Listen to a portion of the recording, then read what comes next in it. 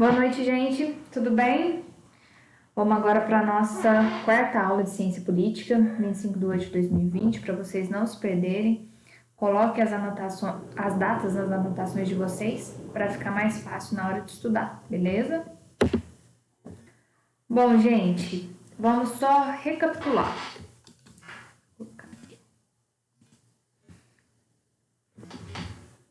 Nós vimos, né? Primeiro, as teorias da criação e da origem da sociedade. Primeiro, a gente falou da teoria natural e da teoria contratual. Essas duas teorias vocês precisam diferenciá-las, que provavelmente vai cair em trabalho, em prova. Depois, nós vimos o conceito atual dos elementos que constituem uma sociedade. Estão lembrados? Se vocês não assistiram todas as aulas, assistam, porque é uma sequência, beleza? Agora a gente vai ver a evolução do Estado, que vai acompanhar, né, gente, a evolução da sociedade. À medida que a sociedade ela se transforma, o Estado se transforma também, né, gente? Dependendo do grau de evolução da sociedade, o Estado vai ali se adaptando e tendo as características daquela sociedade que se une para formar um Estado. E isso nós vamos ver o que aconteceu desde o Estado antigo, que foi a primeira forma de Estado, até o Estado contemporâneo, que é o Estado mais recente, a forma de Estado que a gente conhece até hoje. E vocês vão perceber que a evolução do Estado, né, acompanha a evolução da sociedade. Ou melhor, a evolução da sociedade, né, faz com que o Estado evolua e chega nos elementos constituintes do Estado. A gente vai ver esses elementos constituintes do Estado um por um mais para frente. Então, hoje a gente vai falar sobre os estados. A gente vai fazer uma linha do tempo. Hoje a gente vai ver o Estado antigo, o Estado grego e o Estado romano. Vocês têm que saber as principais diferenças desses estados, beleza? Então, vamos lá. Sem desespero, mas é interessante, é muito interessante. Vamos começar aqui pelo nosso primeiro estado, né? Que é o Estado antigo. Vamos ler aqui junto comigo. Os estados mais antigos que a história relata foram os grandes impérios que formaram o Oriente desde 3000 antes da era cristã. Em geral, nas antigas civilizações orientais... Ai, gente, desculpa, peraí.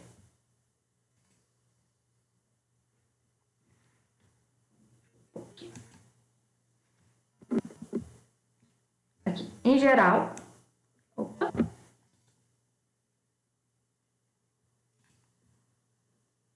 Vou contar para vocês o que aconteceu, vocês não vão acreditar. Meu gato pisou no meu teclado.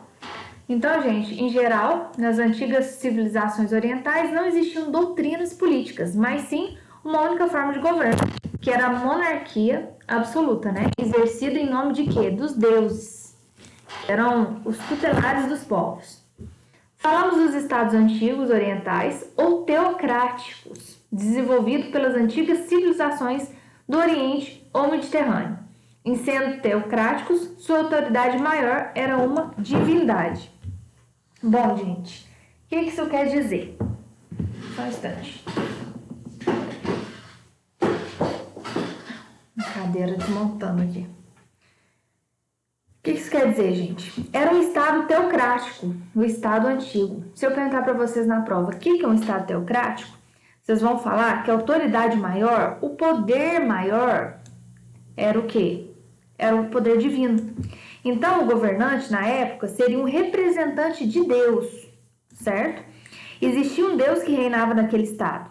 Então, existia uma confusão, o que era economia, o que era família, o que era comércio, o que era religião, era tudo uma mistureba toda.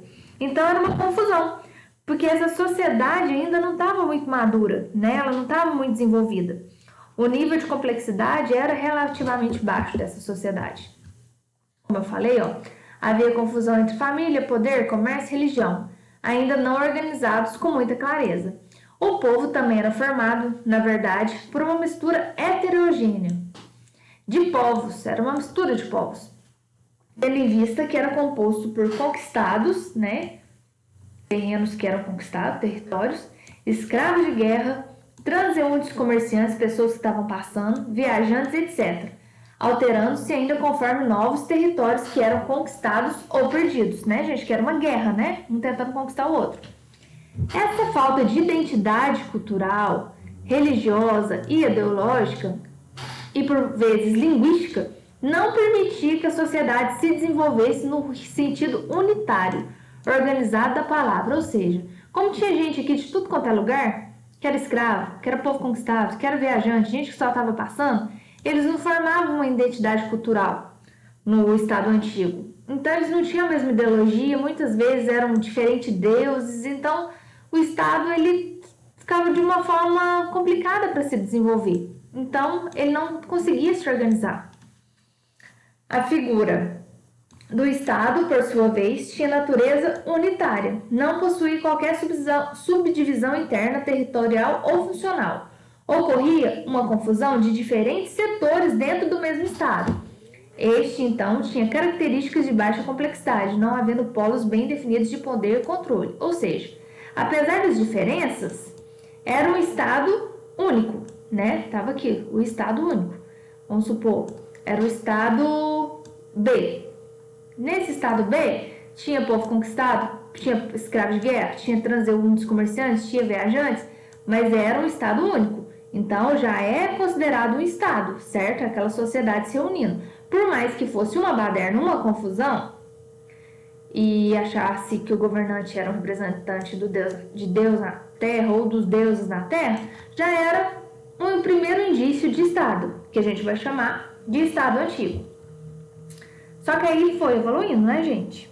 Nós vamos passar para o segundo estado, que foi o estado mais evoluído, que a gente já estudou esse estado na filosofia, que é o estado grego. O estado grego.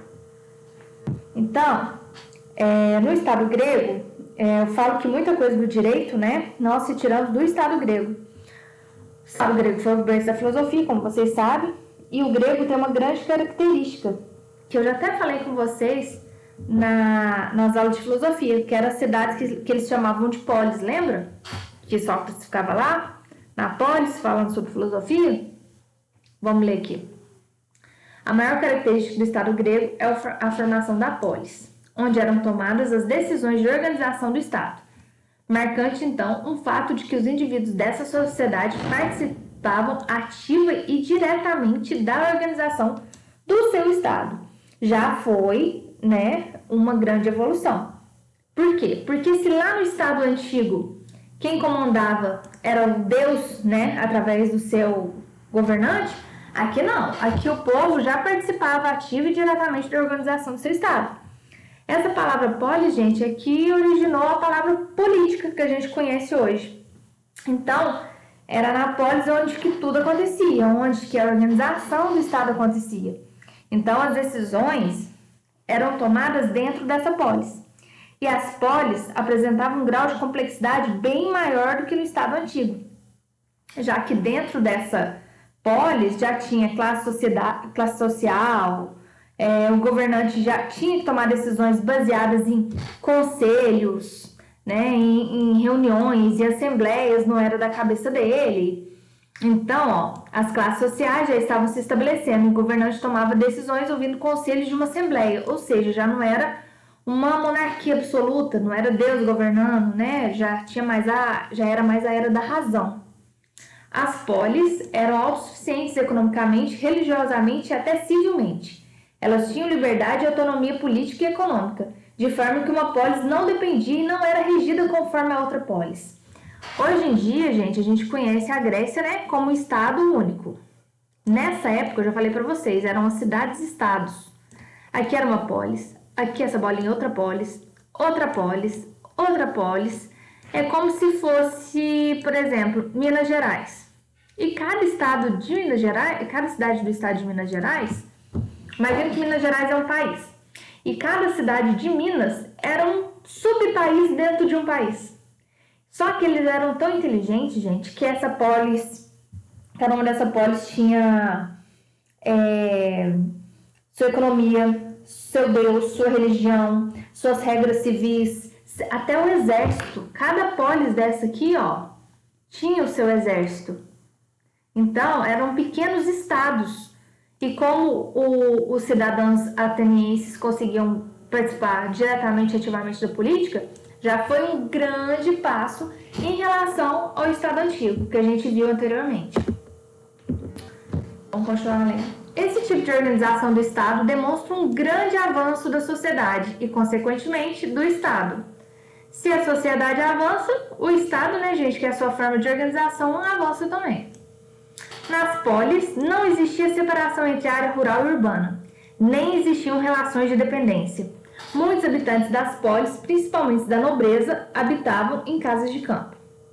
O centro político-administrativo das polis era a Acrópole, geralmente a região mais alta da cidade-estado, alta mesmo, de estatura. Na Acrópole se encontrava o templo principal da polis, os edifícios públicos, a ágora, espaço que ocorriam debates e decisões políticas, e a gerúsia, que eram os locais. Então já tinha até os locais públicos, como se hoje fosse a praça, como se hoje fosse a prefeitura. Então a gente já percebe esse avanço, que já tinha os espaços comunitários dentro dessas cidades-estados, já muito mais evoluído que o estado antigo. Bom, deixa eu ver se eu esqueci de alguma coisa. Então, gente, se eu perguntar qual que é a característica marcante do Estado grego, é a autossuficiência, certo? Que cada polis era autossuficiente, beleza? Então, depois do Estado grego, a gente tem o Estado romano, que também é muito importante para o direito. Grande parte das nossas leis também veio do Estado romano. Assim, só fazendo um breve contexto histórico, gente. Você já deve ter escutado falar sobre o Alexandre o Grande. Lembra quando a gente falou de Aristóteles? A gente falou que Aristóteles era o guru, né? Era o mestre do Alexandre o Grande. Por quê? Tava aqui a Grécia, né? Com as suas cidades-estados aqui, essas bolinhas. Veio o Império Romano, gente. O Império Romano dominou tudo. Dominou a Grécia, dominou a Índia, dominou tudo. Tudo. Virou o Império Romano, dominado pelo Alexandre Grande. Começou pelo rei Filipe, pai do Alexandre Grande. E o Império Romano, ele durou em média acho que 30 e poucos anos, mas ele tomou assim conta de tudo, de todos os países ali daquela região. A filosofia grega só persistiu porque o Alexandre Grande gostou de Aristóteles e viu que era um cara inteligente e manteve a filosofia grega. Senão a gente talvez nem conhecesse a filosofia grega. A gente ia só conhecer a filosofia romana, ou o que eles transformariam da grega em romana. Mas não, a gente conhece a filosofia grega tal qual ela é vista hoje, porque o Alexandre Grande, que tomou, né, conquistou a Grécia inteira para ele, manteve a filosofia grega. Então, o Estado romano tomou a Grécia, tomou a Índia, tudo aqui, ó, tudo virou um grande império romano. Então, e era um império único. Virou uma coisa assim, estrondosa. Peraí, deixa eu apagar. Fazendo bagunça demais. O Estado romano, gente, ficou conhecido, igual eu falei para vocês, pela sua expansão territorial, pelas suas grandes conquistas. Então, né, um Estado, quando ele vai conquistando outros territórios, o que acontece? Esse Estado aumenta, passando a ocupar todos os territórios ocupados. É como se Minas Gerais pegasse Rio de Janeiro, São Paulo, tudo virasse Minas Gerais. E esses territórios, gente, por exemplo, aqui, ó, era a Grécia, né? E aqui, ó, tava as polis, as cidades-estados. Veio o Império Romano com o povo romano e pegou tudo aqui para eles, ó. Aí o que era Grécia virou o Império Romano. O que acontece? Esse estado ele vai aumentar, né? E esse território ocupado vai ser ocupado por quem? Pelo povo. No caso aqui, tudo isso aqui, que era grego, virou ocupado pelo povo romano. Os gregos foram escravizados e o povo romano tomando conta de tudo. E quando um povo toma conta de um território, as decisões políticas, sociais, jurídicas, né, vai se disseminando. Aí o que aqui era só decisões da Grécia, agora passa a ser decisões de Roma. Porque Grécia não é mais um estado autônomo, faz parte agora do Estado romano. Beleza? Então aqui, deixa eu ver meu ponteiro. Sendo assim, a estrutura política foi aumentando e disseminando, o que acarretou uma expansão expressiva também do Estado como entidade, né? Aí por que isso que tudo virou Estado romano. E não só do território romano em si. Por quê? Porque todas as decisões jurídicas e sociais agora seriam decisões do Estado romano. Ora, deveria certamente haver expansão do Estado por força do grande aumento territorial, o qual, inevitavelmente, gerou aumento gradativo das necessidades de controle de diversos setores das tomadas de decisão, ensejando também maior desenvolvimento e complexidade da sociedade, que, no entanto, manteve sua formação base familiar. Gente, imagina, com essa expansão do território romano, virando um grande Estado romano, a sociedade ela foi obrigada a se organizar. Por quê? Como que o Estado romano ia administrar tantos territórios? Então, por isso que teve esse avanço. O Estado romano ele foi mais organizado que o Estado grego. Por quê? Dependendo diante dessa expansão, eles tiveram que se organizar para dar conta de tomar conta de tudo. Entendeu? Então, na próxima aula, eu vou continuar falando dos estados, mas façam anotações de vocês. Vocês precisam saber dessas principais diferenças entre os estados, beleza? Eu só quero que vocês percebam como a gente foi evoluindo com o passar do tempo, para se tornar o estado como a gente conhece hoje, beleza? Qualquer dúvida pode me chamar.